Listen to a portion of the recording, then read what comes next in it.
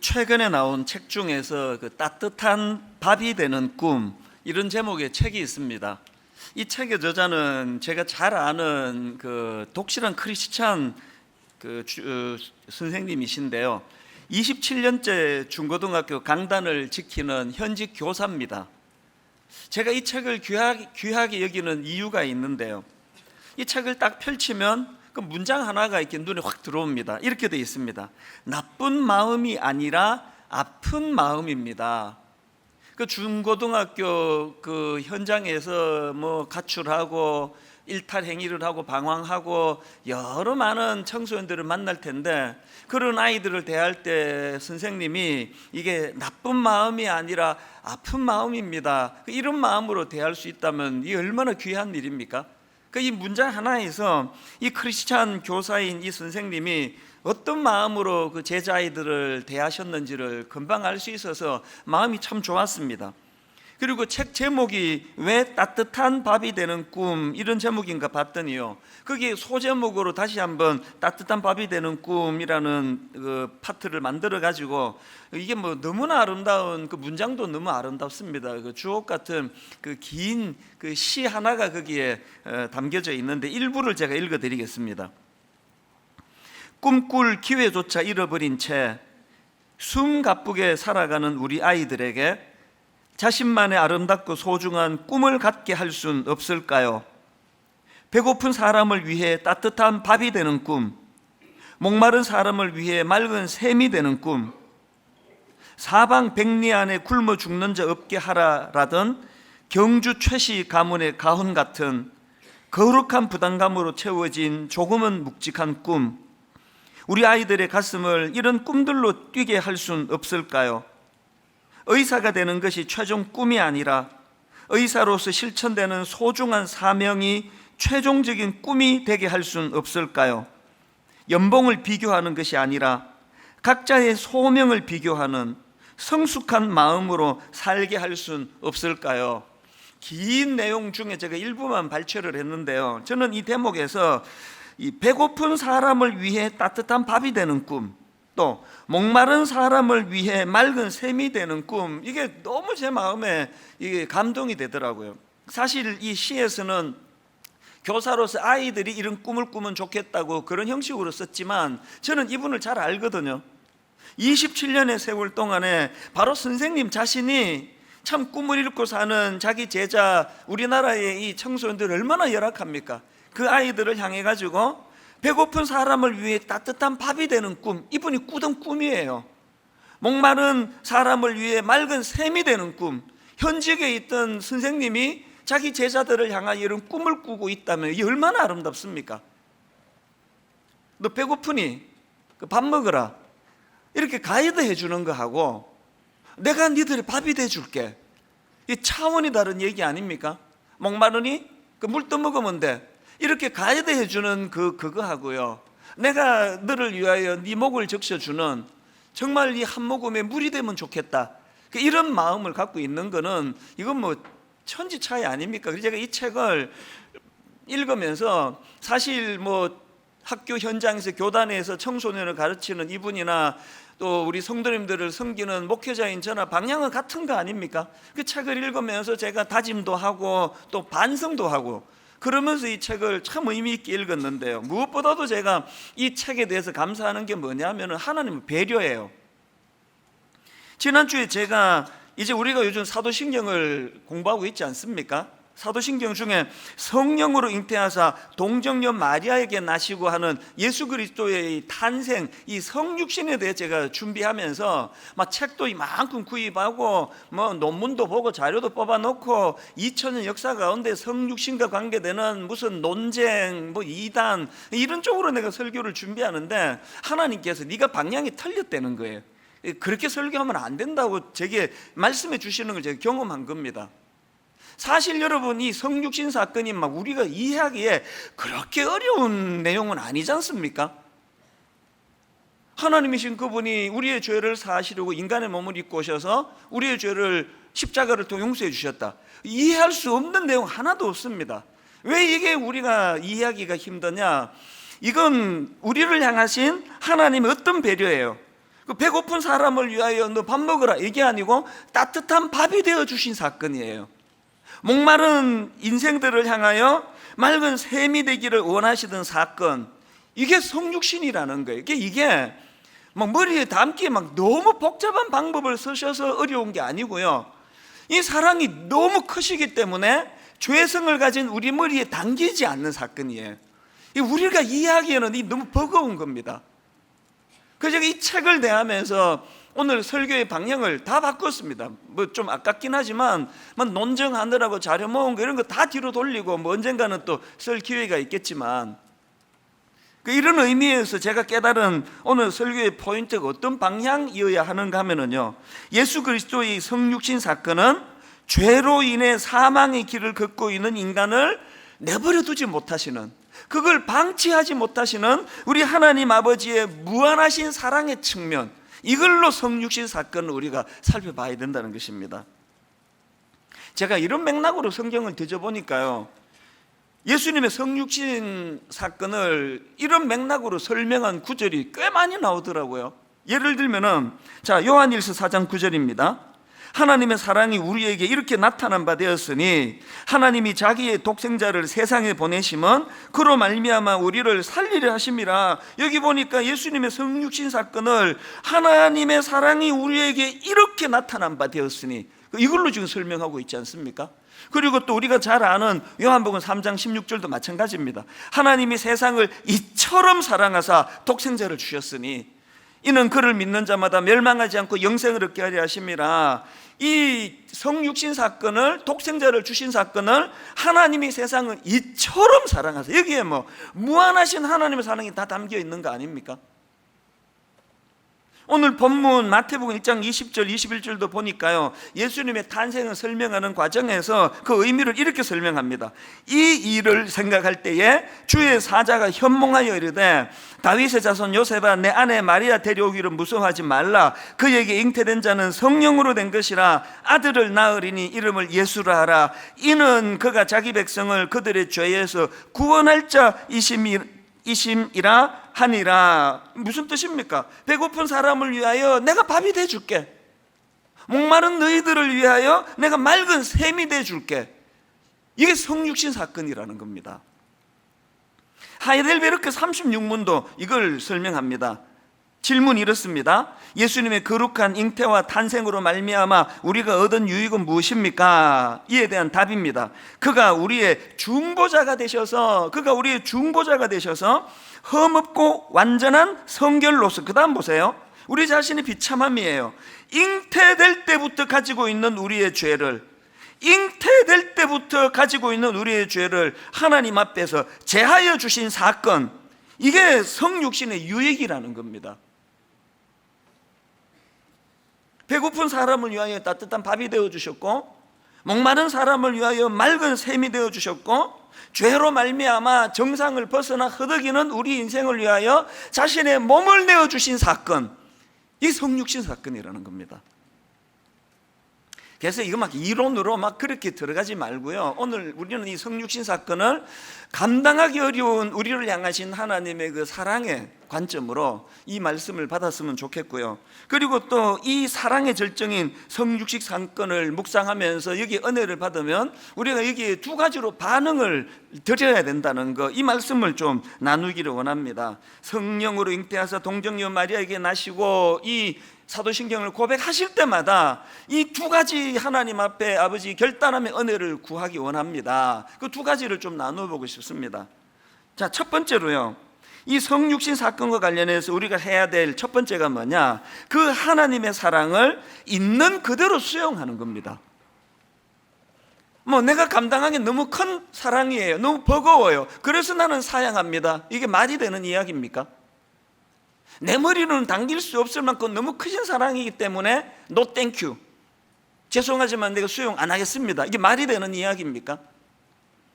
따지지 말고 그 사랑의 깊이와 그 사랑의 넓이를 감격함으로 그냥 수용하시면 돼요. 있는 그대로 수용하는 겁니다. 요한복음 3장 16절이 강조하는 게 그거 아닙니까? 하나님이 세상을 이처럼 사랑하사 독생자를 주셨으니 이는 그를 믿는 자마다, 여기 나오는 이는 그를 믿는 자마다라는 이 표현이 이게 하나님의 사랑을 좀 수용해다오, 그거 아닙니까?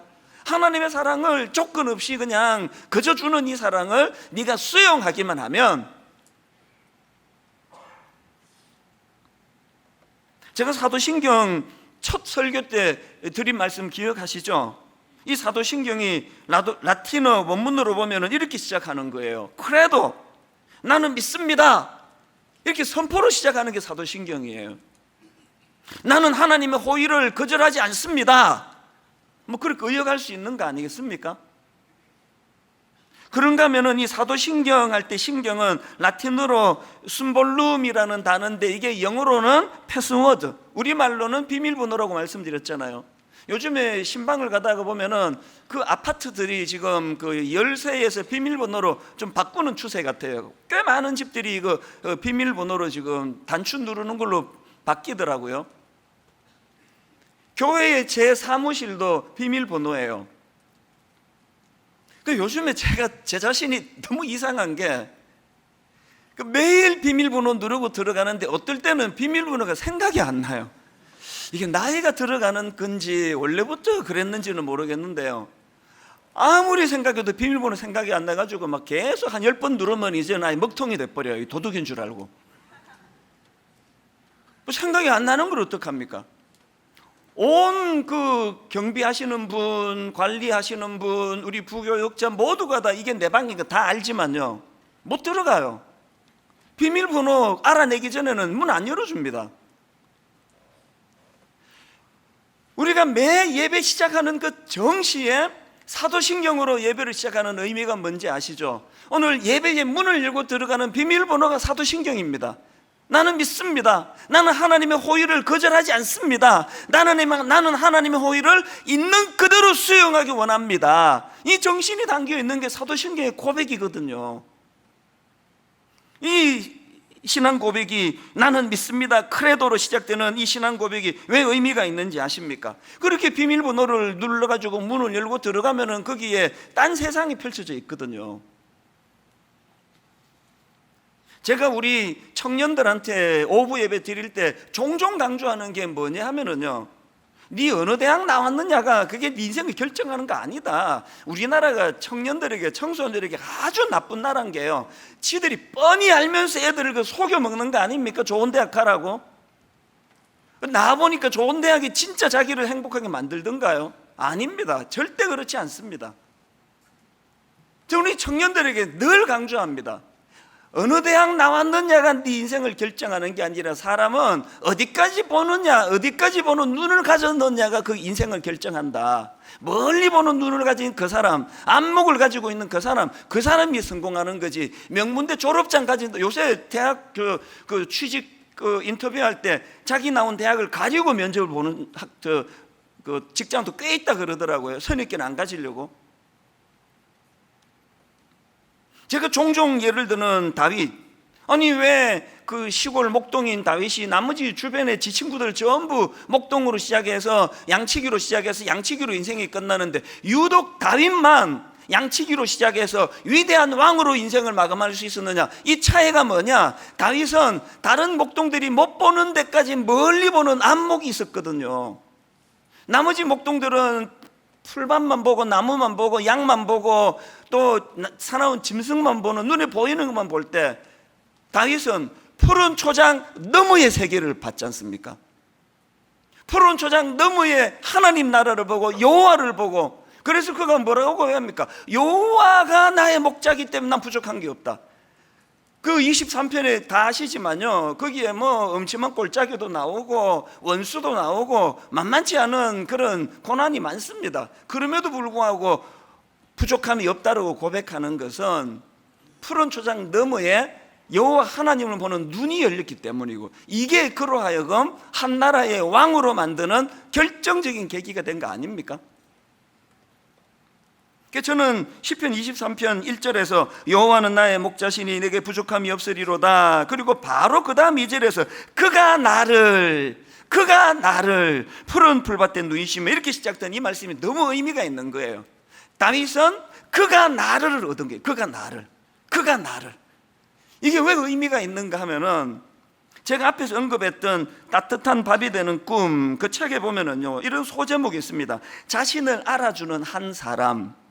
그리고는 이 자신을 알아주는 한 사람이 얼마나 큰 의미인가를 한 실험을 소개하면서 설명을 합니다. 미국의 어떤 심리학 교수가 그 미국 도시의 그 빈민굴이라고 하는 가난한 슬럼 지역, 저도 이제 시카고에 그 남쪽으로 가면은 너무나 그 가난한 슬럼 지역이 있거든요. 그런 데서 자란 아이들 무려 210명을 대상으로 이제 분석을, 아주 장기간 분석을 한 거예요. 이 어린애가 자라가는 과정들을 추적을 해가지고 연구를 했더니 참 가슴 아프게도 대부분의 그 빈민굴에서 자란 아이들이 어릴 때부터 출발이 학습장애, 또 사회 부적응, 이런 것으로 시작을 해가지고 그 굴레를 못 벗어나는 거예요. 그게 폭력 사건 연루, 그 다음에 마약, 이런 부정적인 것으로 흘러 들어가가지고 결국은 이 불행의 고리를 끊지를 못하더라, 그런 연구예요. 그런데 이 학자가 가만히 분석을 해보니까, 심리학 교수가 분석해 보니까 흥미로운 게 뭐냐, 그렇게 많은 애들이 가난한 슬럼 지역의 그 어려운 환경을 못 벗어나는데 210명 중에서 예외적으로 72명의 아이들이 그 굴레를 벗어나서 너무나 멋진 성공적인 삶으로 나아가더라는 거. 어떤 애들은요, 그 상류층 애들보다 더 성공한 케이스로도 나오더라는 겁니다. 그래서 이 심리학 교수가 분석을 한 겁니다. 어떻게 이런 일이 가능했는가 그랬더니요, 그렇게 예외적으로 성공한 72명의 아이들에게서 공통점이 발견이 되더라는 겁니다. 그게 뭐냐 하니까 그 아이들 주변에요, 자기의 이 불행한 처지를 이해해주고 받아주는 사람이 최소한 한 명 이상 있더라는 거예요. 자기를 알아주는 그 한 명의 사람이 이 아이들을 불행의 늪에서 벗어나게 만드는 공통점이 있더라. 그게 연구 결과입니다. 그 내용을 한번 들어보십시오. 그들이 가진 조건, 능력, 외모 같은 것들을 따지지 않고 그들이 가진 외로움, 불안을 이해해주고 위로해주며 책망하지 않고 끝까지 같은 편이 되어주는 사람이 최소한 한 명은 있었다는 것입니다. 그 다음에 이런 내용도 있습니다. 누군가를 알아주는 것이란 바로 이런 의미겠죠. 깊은 절망 속에서도 고무공처럼 다시 튀어오르게 하는 힘은 나를 알아주고 믿어주는 누군가가 있을 때 생겨납니다. 이 말이 저에게 왜 눈물인지 아십니까? 제가 이번에 미국 집회 3주 동안 조금 그 강행군은에 조금이 아니고 좀 심했습니다. 5개 지역을 돌면서 이런 식이에요. A 지역에서 금토 주일 집회하고 바로 비행기 타고 B 지역으로 날아가서 그날 저녁부터 월화수, 보통은 월화수 집회 잘 안 하는데 못 오시면 막 이날에도 해라 그래가지고 월화수하고 또 금토 주일하고 또 딴 데 가서 월화수하고 이렇게 무리하게 했거든. 왜 그러냐 하니까 제가 이민자 출신이잖아요. 그래서 이제 이민교회에서 이런 이야기를 많이 해요. 목사님은 설교도 떠덩거리고 막 그러는데도 불구하고 목사님은 이민 생활을 했기 때문에 설교를 들어보면 너무 공감이 된대요. 그리고 막 우리만 고생한 줄 알았더니 목사님도 고생 엄청 해서 그게 굉장히 위로가 된다, 그런 이야기들을 종종 합니다. 그래서 제가 이민교회에서 막 초청이 엄청 오는데요, 다 주중에는 너무 바쁘게 사시니까 미국 집회는 주중에 못합니다. 딱 금토 주일을 끼고 하거든요. 그럼 오라는 교회마다 다 가면 어떻게 되겠습니까? 나 이제 분당 우리 교회 담임 목사인데 여러분 교회 주보니까 이 사람 또 미국 갔어? 뭐 계속 그러면 여러분이 그걸 뭐 허락하시겠습니까? 계속 이제 사역을 하다 보니까 이게 너무 누적이 돼서 이번에 아예 작심을 하고 5개 지역을 그렇게 돌면서 말씀을 전한 거예요. 그 바쁜 와중에요, 막 정말 숨이 턱까지 차는 그 바쁜 와중에 비행기 타고 시카고를 가서 물론 연로하신 어머니께 인사드리는 것도 뭐 당연히 제가 해야 되는 일이지만 이번에는 마음이 뛰는 곳이 딴 곳에 있었습니다. 이민 처음 가가지고 너무너무 힘들게 살 때, 고생하게 살 때 그때 그 살던 아파트를 찾아간 거예요. 2번이나 찾아갔어요. 기다리는 사람도 없는데. 그 미국이 참 내 이해가 안 되는 게 뭐냐면 제가 살 때 이미 그게 100년 된 목조 건물이라 그랬거든요. 그래가지고 방음도 안 되고요. 밑에 집에 무슨 일로 싸우는지 막 다 들려요. 한국말로 하면은. 이 샤워를 하는데 이 수압 조절이 안 돼가지고요. 한창 샤워하고 있는데 겨울에 그것도. 밑에 집에서 소변을 보고 물을 확 내리면 갑자기 이제 찬물을 그분이 많이 쓰면은 샤워하다가 뜨거운 물이 막 뜨거라 그러면서 이렇게 나가야 되는 게 뭐 일주일에 뭐 한두 번은 있을 정도의 100년 된 목조 건물에 제가 살았거든요. 아주 싸기 때문에 뭐 글로 간 거 아닙니까?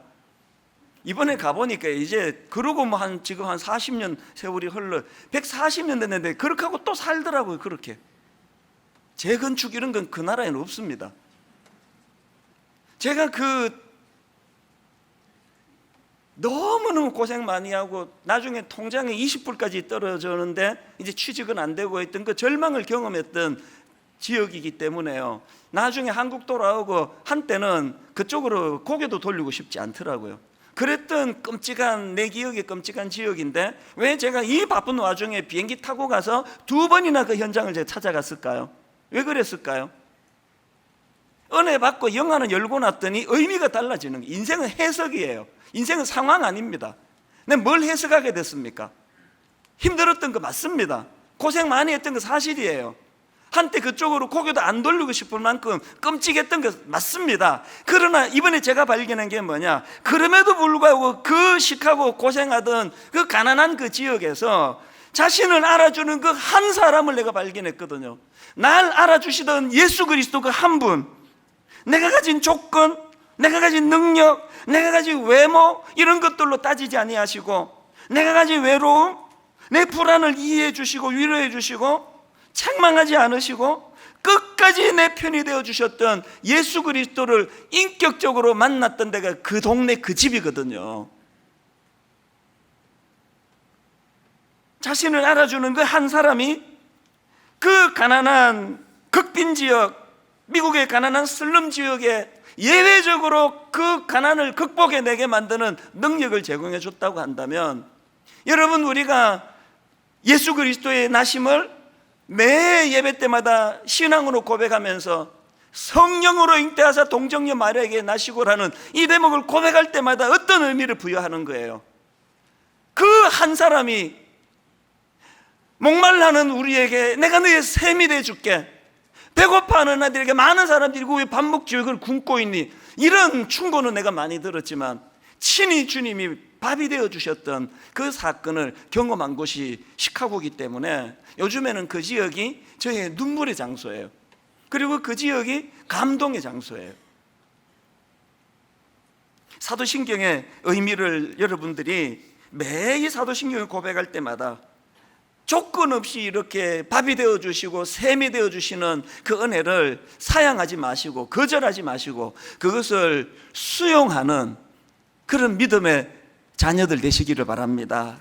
그 주님께서 마태복음 1장 23절로 임하고 계세요. 보라, 처녀가 잉태하여 아들을 낳을 것이요 그의 이름은 임마누엘이라 하리라 하셨으니 이를 번역한 적 하나님이 우리와 함께 계시다 함이라. 눈물 나는 말씀 아니겠습니까? 그런가 하면 두 번째로요, 이 하나님 사랑의 절정인 성육신 사건을 접할 때마다 우리가 기억해야 될, 드려야 될 한 가지가 더 있습니다. 그걸 수용해서 누리는 것도 중요하지만 두 번째가 뭐냐, 이 성육신 사건을 순종과 사명으로 연결시키는 거예요. 지금 한국교회가 많이 어렵습니다. 그 모든 책임은 우리 그리스도인들에게 있다고 저는 생각합니다. 그동안 우리가 은혜 받았다고 떠들고 다니고 간증을 많이 했지만 그 놀라운 성육신의 무조건적인 그 사랑을 성육신의 정신으로 승화시켜서 우리도 낮은 곳으로 임해 우리도 연약한 이웃을 돌보는 일을 안 한 모든 책임이 오늘 나라가 이렇게 혼란스러운 결과라고 저는 생각합니다. 그래서 마음이 아픈 거예요. 여전히 뭐 네가 잘못했네, 내가 잘못했네 이러고 있는 현실이 가슴 아플 뿐입니다. 주님이 언제 우리처럼 이론으로 뜯으시던가요? 그냥 가난하고 병들고 소외된 사람들 찾아가셔서 그들과 함께 하시고 호흡하셨던 그분이 예수 그리스도 아닙니까? 많은 오해와 비난을 감수하시면서도 그 당시 손가락질 받던 창녀와 세리들 곁을 떠날 수 없으셨던, 이게 성육신의 정신 아닙니까? 풍랑이는 바닷가에서 자기들이 갖고 있는 실력으로는 이 풍랑을 해칠 수 없는 절망의 그 현장으로 찾아가셔서 안심하라, 내니 두려워 말라. 이게 성육신 아닙니까? 성육신의 정신. 제가 이걸 오픈해야 되나 말아야 되나 고민을 많이 했고 제 아내랑도 의논을 했는데요, 이것이 어떤 가십으로 전락되지 않기를 바라면서 제가 말씀을 드립니다. 2주 전에 제 아내가 유방암 수술을 했습니다. 이번에 유방암 발병 소식을 듣고, 더군다나 제가 없을 때, 저는 미국에 사명으로 3주간을 정신없이 다닐 때 이제 건강검진을 받았는데, 이제 미국에 가 있는 동안에 연락이 왔습니다. 여보, 뭐가 좀 이상하대요. 그래서 이제 초음파 검사를 받았더니 너무나 감사하게도 유방암이기는 한데 막 완전 초기라는 거예요. 그래서 너무 감사하다고 생각했습니다. 그랬는데 한 3일 있다가, 한 일주일 됐나, 한 며칠 있다가 억장이 무너지는 연락이 다시 온 거예요. 초음파상으로는 너무나 이게 뭐 완전 초기인데 조금 더 민감하다고 하는 MRI 촬영을 했더니 그게 아니라는 거예요. 그 조직 검사한 세포 주변에 암세포로 의심이 되는 많은 것들이 전체에 지금 퍼져 있다는 거예요. 초음파 검사 때보다 뭐 훨씬 더 범위가 넓고 위험한 상황이라고. 그래서 이제 또 제 아내는 집회하는 제게 방해가 된다고 뭐 어지간하면 의논도 안 하고 괴로워했는데, 그 의사분이 이제 수술하시는 분이 결정을 내리시기를 이거는 전체를 절제해야 된다.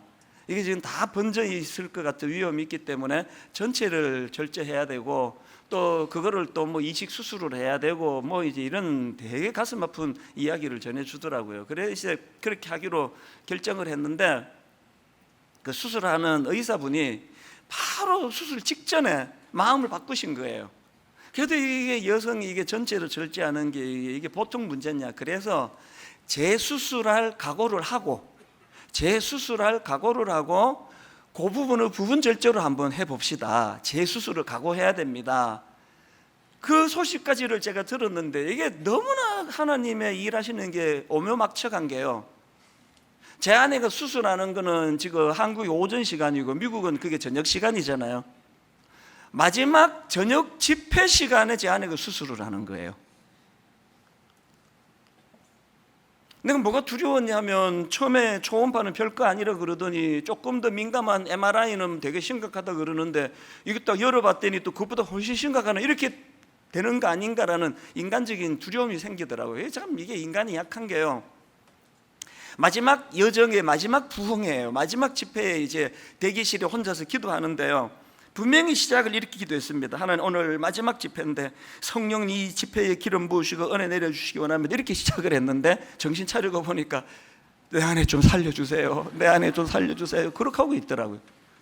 또 아버지, 오늘 부흥에 은혜 주시기 원합니다. 한 영혼도 은혜 받지 못하는 일이 없도록 도와주시기 원합니다. 그렇게 시작했는데 또 보니까 또 수술이 지금 이제 들어갔는데 안에 좀 살려주세요, 살려주세요, 그렇게 기도하고 있더라고요. 시간이 됐습니다.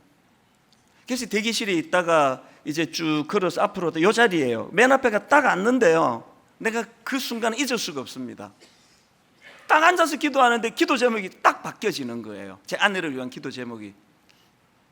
계속 살려주세요, 살려주세요 이렇게 기도했던 제가 본당에 돌아 딱 기도하는데 이렇게 기도가 바뀌는 겁니다. 하나님께서 제 아내를 왜 살려주셔야 하는지 그 이유를 발견하게 해주시기 원합니다. 하나님이 내 아내를 살려주셔야만 한다면 그 이유를 내가 발견하기를 원합니다. 그날따라 또 막 원고가요, 막 되게 막 웃기고 막 이런 게 많은 원고라서, 지금 부인은 지금 암 수술하고 있는데 막 웃겨가면서, 그 때문에 예배 지장을 줄 수는 없으니까요. 그리고 예배가 다 끝났습니다. 그 다음 날인가 이제 결과를 알려주는데요, 기적이 일어난 거예요. 우리 입장에서는 MRI 상에 의심되던 이 퍼져 있던 것들이 하나도 암세포가 아니라는 거예요. 전부 다 아니더라는 거예요. 그래가지고 재수술 안 해도 되고 항암 치료 안 받아도 되고 이제 방사선 치료만 받으면 된다. 그래서 그 처음에 보았던 초음파 검사가 옳았다, 그런 판정이 나는데요, 한편으로 너무 감사했지만 감사가 내 머리를 스치는 순간 저를 뒤덮었던 생각이 뭔지 아십니까? 바로 하나님께 약속을 드리는 거였습니다. 하나님이 제 아내를 살려주셔야만 하는 이유를 오늘부터 제 아내와 더불어 답을 찾아드리겠습니다. 그 사명이 뭘까요? 저는 이번에 하나님 앞에 기도하면서 하나님, 제 아내의 이런 원치 않는 이 가슴 아픈 이 일이 정말 수많은 이런저런 아픔을 가지고 신음하고 병들고 경제적인 문제, 이런저런 고난에 있는 분들의 마음을 헤아릴 수 있는 성육신의 정신을 회복하는 재료가 되게 해 주시옵소서. 도구가 되게 하여 주시옵소서. 제가 오늘 설교 제목을 두려운 은혜 이렇게 잡은 이유가 여기 있습니다. 즐거운 은혜, 행복한 은혜, 감사한 은혜이기도 하지만요, 그렇게 하고 끝나는 데서 타락이 시작이 되거든요. 그 은혜가 처음에 감사의 은혜 맞습니다만, 그러나 그 은혜가 두려운 은혜로 바뀌어야 돼요. 마리아가 그 놀라운 성육신의 연장에 주님이 초청하시잖아요. 그랬을 때 말씀대로 내게 이루어지이다, 이게 여성으로서 이게 보통 이게 위험한 고백입니까? 그래서 두려운 은혜인 거예요. 두려운 은혜. 제 아내한테 내가 이거 예배 시간에 오픈해도 되겠냐고 그렇게 의논했더니 기꺼이 그렇게 하시라고.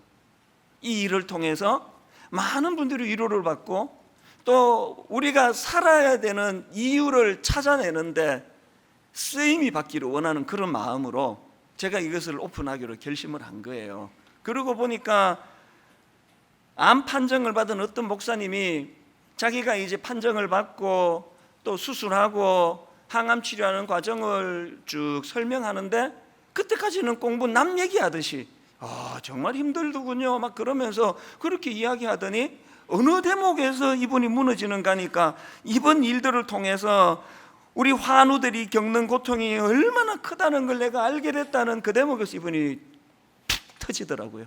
울컥하면서 눈물이 터지더라고요. 이 목사님은 당신이 경험한 이 가슴 아픈 사건을 낮은 곳에서 신음하는 성도들의 눈물을 헤아리는 성육신의 정신을 회복하는 재료로, 도구로 쓰신 거거든요. 옛날에 그 중고등학교 때 만든 기독교 영화인데요, 제목이 낮은 대로 임하소서. 아무리 기억해도 그 영화 본 내용은 안 떠오르는데 이 제목이 요 근래 계속 맴도는 거예요. 낮은 대로 임하소서. 우리는 계속 높은 대로 임하여 주셔가지고 부자도 되게 해주시고 서울대학도 보내게 해주시고 하나님 아버지 병 절대 안 들게 해주시고 계속 높은 대로 임하게 해달라 그러는데, 그때 그 시각장애인 목사님 얘기였던 것 같아요. 낮은 대로 임하소서. 오늘 한국 교회가 오늘 한국 사회가 위기예요. 밖에서 일본이 미국이 어쩌고 난 그거 별로 겁 안 내는데요, 지금 우리끼리 지금 이렇게 그냥 우리끼리 미친 듯이 싸우다가 이게 어떻게 되는 건가 너무 두렵거든요. 한국 사회가 이렇게 된 거는 그냥 복 받았다는 간정은 막 엄청 넘쳐나는데 그 받은 복을 흘려보내지 않는, 낮은 곳으로 임하는, 연약한 이웃을 돌보는 일을 하지 않는 우리들의 변질과 타락에서부터 이 사회의 위기가 시작된 거 아닌가. 그래서 저는 여러분 이번 이 말씀을 정리하면서 두 가지 여러분들과 나눌 것인 숙제가 있는데요, 오늘부터 다시 일주일 동안 금식을 선포합니다. 지금 우리 나라가 혼란스럽고 나라가 어렵습니다. 네가 잘못했네, 내가 잘못했네 이럴 정신이 아니고요, 모두가 한 마음이 되어 이제 한 주간 동안 금식하시고 새벽기도, 수요예배, 금요기도에 나오셔서 이 위기를 만난 우리 조국 대한민국 위해 기도하는 시간을 주님 이름으로 선포합니다. 그리고 기도할 때 특별히 아버지 회개의 역사가 일어나기 원합니다. 믿는 우리들의 죄악을 주님 앞에 토해놓는 한 주간이 되기를 원하고요, 무엇보다도 이렇게 은혜 많이 받았다고 그렇게 간증이 난무하는 한국 교회에서 그 받은 은혜를 낮은 곳으로 흘려보내는, 가난한 이웃에게, 병든 이웃에게, 신음하는 자들에게 흘려보내는 이 성육신의 정신을 구현하지 못한 우리들의 죄악을 하나님께 토해 놓을 때 하나님께서 이 나라를 회복시켜 주실 줄로 믿습니다. 여러분, 우리나라 망하지 않습니다. 안 망합니다. 예수 그리스도가 이 나라를 지켜보고 계세요. 우리들의 회개를 기다리고 계실 뿐이에요. 두 번째로요, 이번에 이 성육신 정신을 살리기 위해서 다시 한가위 사랑 나눔, 저희가 매 추석 설날 때마다 여러분들 그 선물 교회에서 박스 나누어 드리고 그 박스 안에다가 뭐 고추장, 된장, 또 간장, 치약, 생필품, 뭐 참치, 이런 것들을 박스에 담아가지고 전달하는 일을 매년 한 2,000박스 가까이 나옵니다. 올해는 3,000박스가 나왔으면 좋겠어요. 성육신을 실천하는 건 뭐 어마어마한 몸을 불사라는 것만이 아니에요. 제가 이번에 미국 가서 내 마음이 아팠던 게요, 수박 한 덩어리가 막 이렇게 큰데요, 수박 한 덩어리가 5불이에요. 5불. 우리나라 돈으로 뭐 5,000원 정도. 우리나라는 이 수박 한 덩어리가 2만 원이에요. 내가 그 미국에서 수박을 먹으면서 계속 마음에, 여름 내내 이 수박 한 덩어리 먹고 싶은데 이거 한 덩어리 사 먹을 돈이 없는 분이 계시는데 계속 그게 마음에 쓰이는 거예요. 왜 우리나라 수박이 이렇게 비싸야 되지? 그 마음을 여기에 담자는 거예요. 여러분, 우리가 조금 아끼고 절약해 해서 박스에다가 내가 먹고 싶은 거, 싸구려 위주가 아니에요. 내가 먹고 싶은 거, 그런 것들을 담아가지고 전달해주면 이번 추석이 그분들에게는 낮은 곳으로 임한 하나님의 사랑을 경험하는 계기가 되는 줄 믿습니다. 결론을 이렇게 맺기를 원합니다.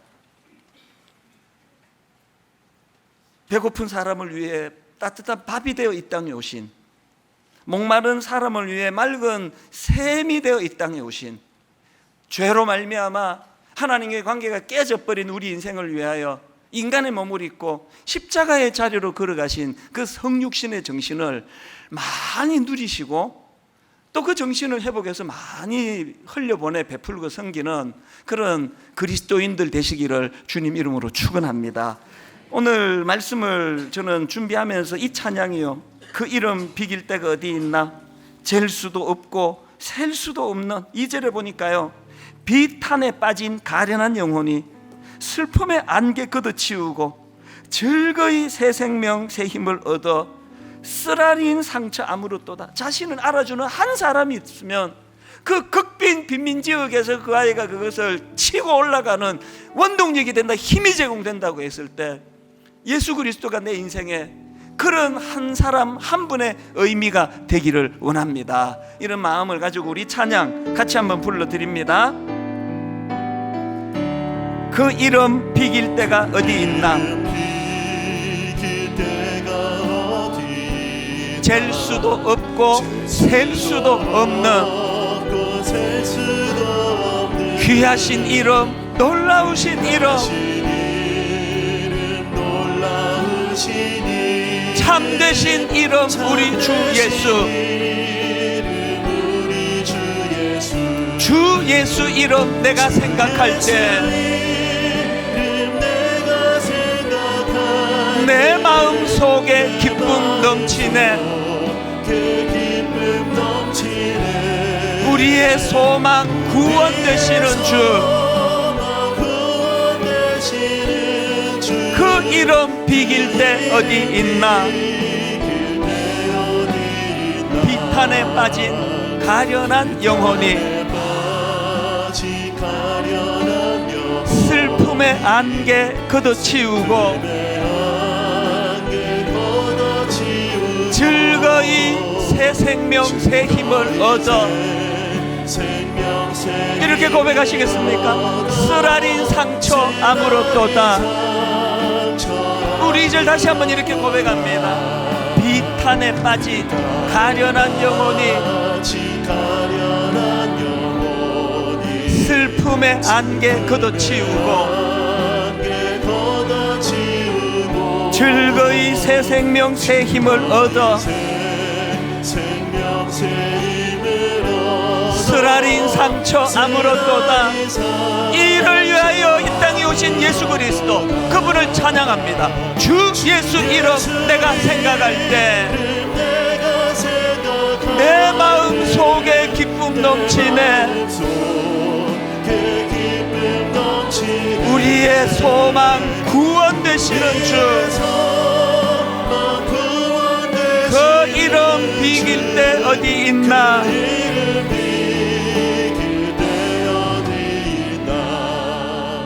오늘 여러분 말씀을 다시 한번 기억하시면서 성령으로 잉태하사 동정녀 마리아에게 나시고 이 성육신 사건이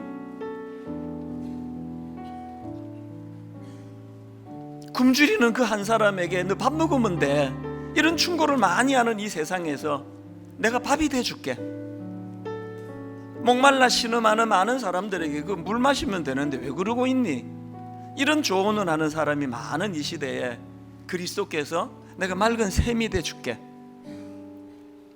인간의 몸으로 오셔서 인간이 져야 되는 그 엄청난 그 죄악의 결과물들을 짊어지셔야 되는 그 일을 감당하신 게 성육신 사건이고 십자가 사건이거든요.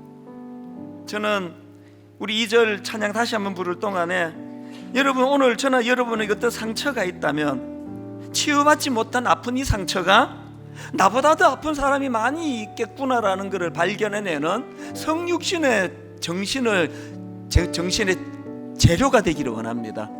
그런가 하면은 오늘 그런 고통으로부터 벗어나는 은혜를 받은 분이 계시다면 바로 이 성육신의 정신을 나도 누군가에게 흘려 보내주시도록 하나님이 내게 은혜를 주셨다고 그렇게 연결할 수 있게 되기를 바랍니다. 이런 마음의 정신을 회복하기를 갈망하면서 우리 2절 다시 한번 이렇게 노래하기 원합니다. 비탄에 빠진 가련한 영혼이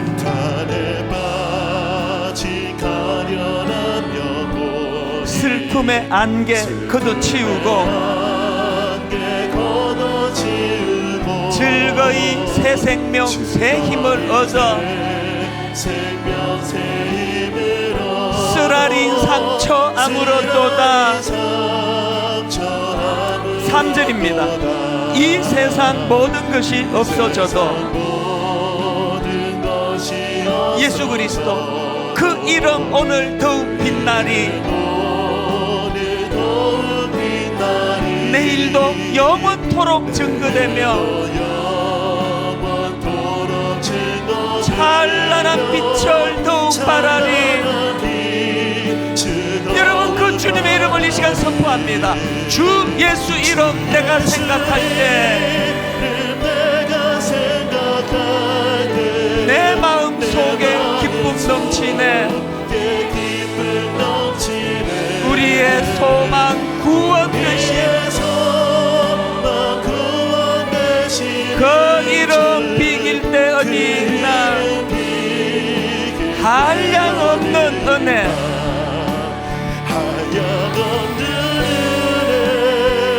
갚을 길 없는 은혜, 내 삶을 애워싸는 하나님의 은혜, 우리의 아픔을 사명으로 승화시켜 나 주저함 없이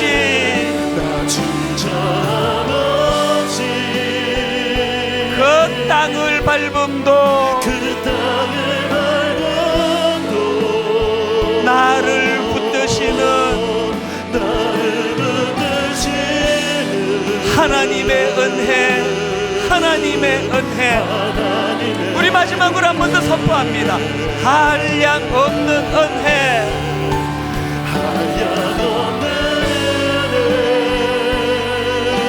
갚을 길 없는 은혜,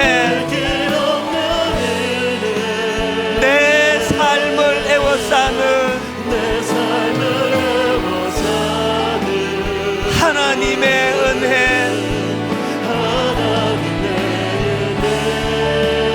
나 주저함 없이 그 땅을 밟음도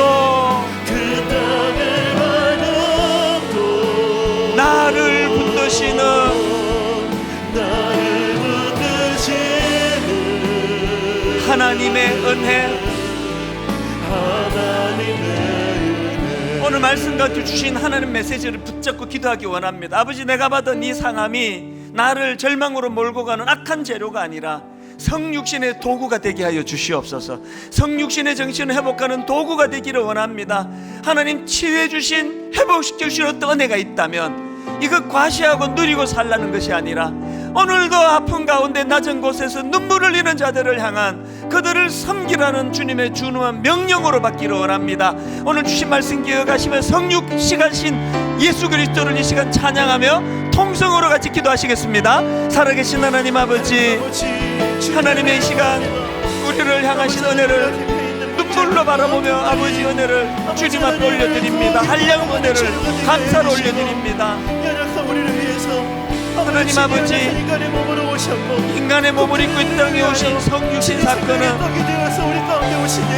죄로 허덕이는 우리를 방치하지 않으시는, 방치하실 수 없는 하나님의 사랑의 극치, 하나님의 사랑의 부어주심으로 이 사건을 받기를 원합니다.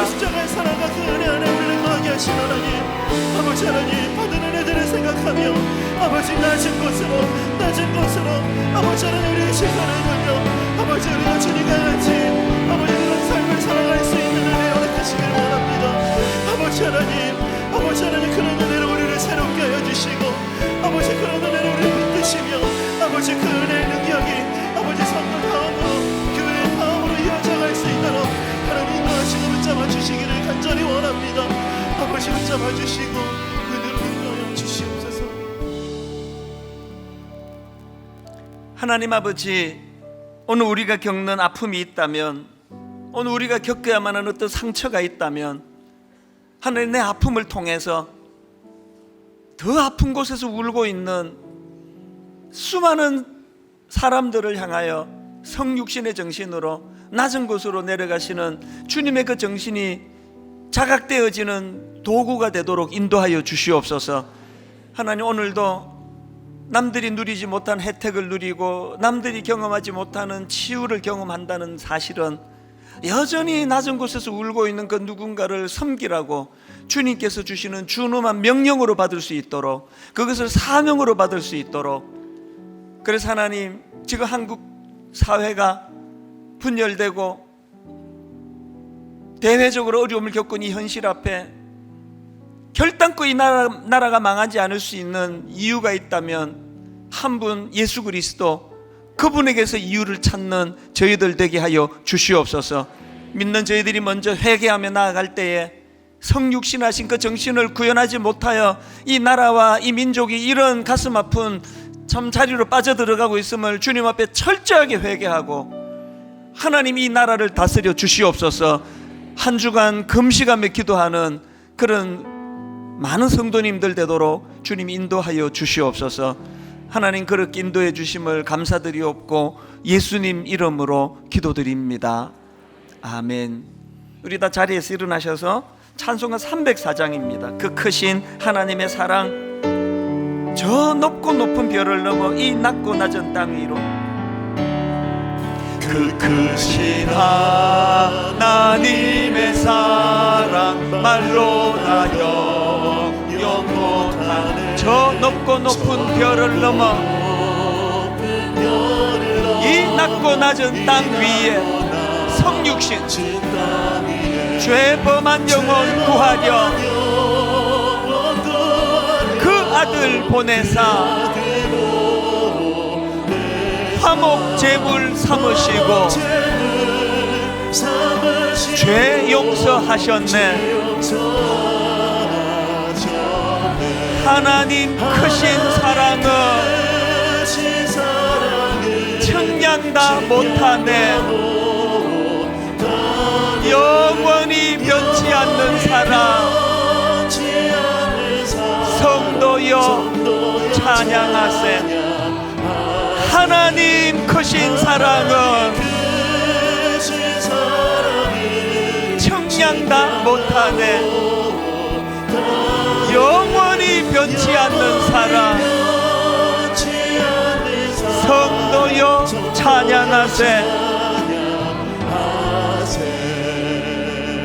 하나님 아버지, 이번 한 주간 문득문득 길을 가다가, 운전을 하다가, 직장의 문을 열고 들어가다가 내가 받은 이 구원의 은총이 얼마나 엄청난 대가를 지불하고 얻게 된 것인지, 인간의 몸을 입고 이 땅에 오신 예수 그리스도를 논리로 이치로 따지면서 분석하는 저희들의 생각이, 우리 머리로는 분석이 되지 않는, 담겨지지 않는 너무나 놀랍고 크신 하나님의 사랑의 법칙으로 이것을 바라볼 때에 머리에 다 담기지 않는 그것이 은혜요, 머리로 다 이해가 되지 않는 것이, 이것이 사실은 놀라운 하나님의 우리를 향하신 큰 복임을 자각하고, 아버지 이번 한 주 내내 성육신의 기쁨과 감격, 그 정신을 가지고 은혜 가운데 한 주간을 잘 이겨낼 수 있도록 주님 함께하여 주시옵소서.